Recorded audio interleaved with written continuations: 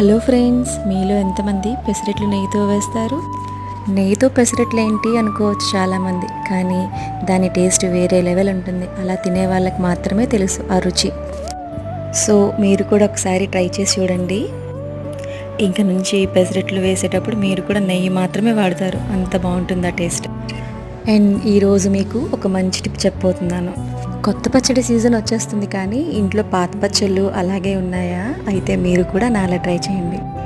ఒక 2 స్పూన్స్ పాత పచ్చళ్ళలో ఒక 4 స్పూన్స్ పెరుగు వేసి బాగా మిక్స్ చేసి ఇలా చట్నీ బ్యాటర్లో తయారు చేసుకోండి.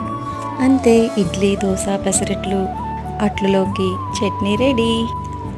ఒక్క దెబ్బకి 2 పిట్టలు అన్నట్టు మీకు పాత పచ్చడి అయిపోతుంది, ఒక పక్కన చట్నీ కూడా అయిపోతుంది. అండ్ చాలా టైం కూడా సేవ్ అవుతుంది కదా. మీరు కూడా తప్పకుండా ట్రై చేసి ఈ టిప్ ఎలా ఉందో కామెంట్ చేయండి. మీకు తెలిసిన వాళ్ళకి కూడా షేర్ చేయండి. ఫైనల్గా ప్లీజ్ లైక్ అండ్ సబ్స్క్రైబ్.